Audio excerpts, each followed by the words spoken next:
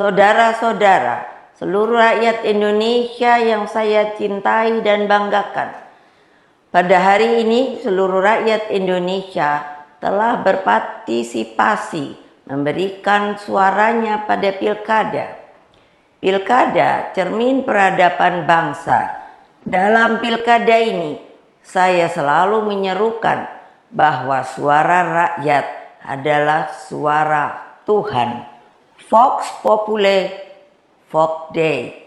Ungkapan bijak ini menegaskan betapa berbahayanya sekiranya pemilu hanya dijadikan alat kekuasaan. Saudara-saudara sekalian, Indonesia merdeka mengandung semangat pembebasan dari berbagai bentuk penjajahan.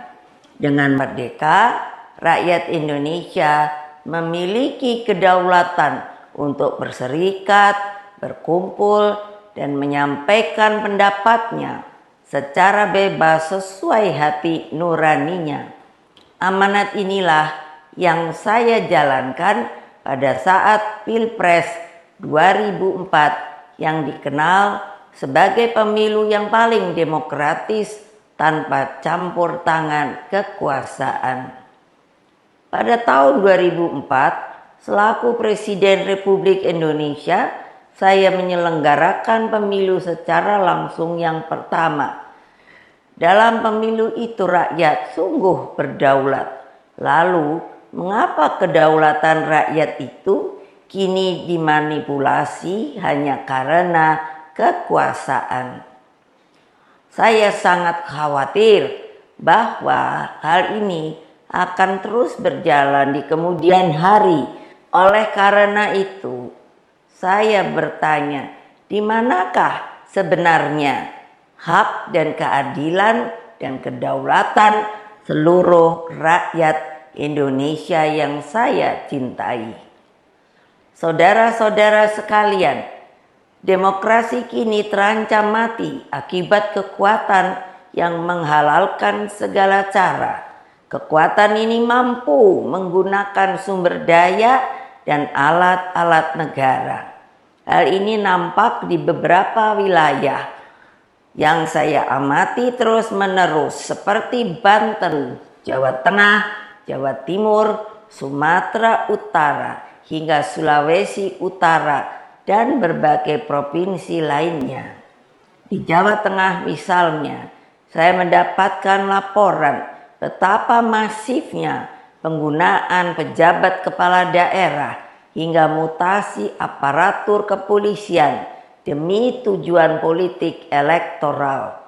Ini tidak boleh dibiarkan lagi, mengingat Mahkamah Konstitusi telah mengambil keputusan penting bahwa aparatur negara yang tidak netral bisa dipidanakan.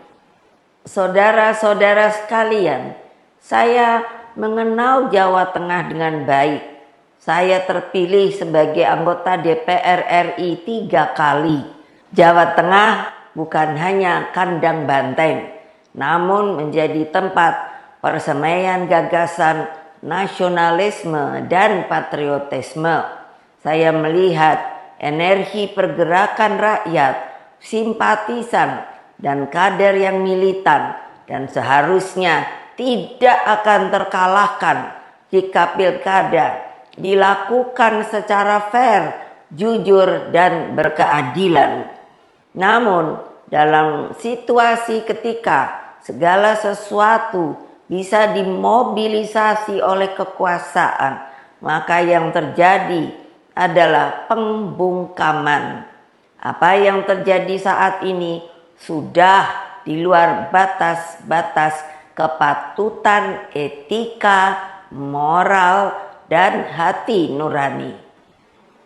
Karena itulah kepada seluruh simpatisan, anggota, dan kader Partai Demokrasi Indonesia Perjuangan serta seluruh rakyat Indonesia, saya serukan terus-menerus, jangan pernah takut untuk menyuarakan kebenaran.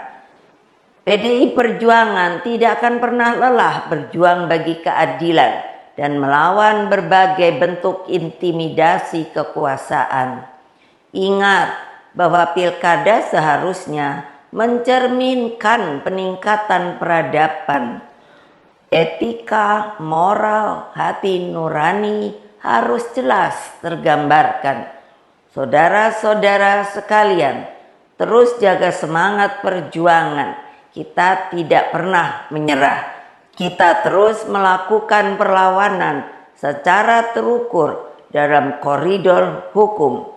Meskipun kita tahu sekarang ini hukum semakin dibuat jauh dari keadilan. Berkaitan dengan hal tersebut, pertama, jaga dan amankan setiap suara rakyat dengan sebaik-baiknya. Kedua, kumpulkan setiap bukti intimidasi aparatur negara, terutama juga money politics, ketidaknetralan pejabat kepala daerah, dan juga tekanan yang diberikan kepada kepala desa. Ketiga, kumpulkan berbagai bukti yang menunjukkan mobilisasi bansos yang dilakukan secara masif dan praktik-praktik sekali lagi money politics yang terjadi.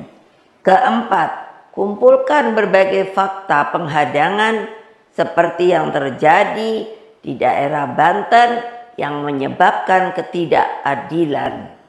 Kelima, terus galang kekuatan rakyat agar berani menyuarakan kebenaran. Wassalamualaikum warahmatullahi wabarakatuh. Om Santi, Santi, Santi Om.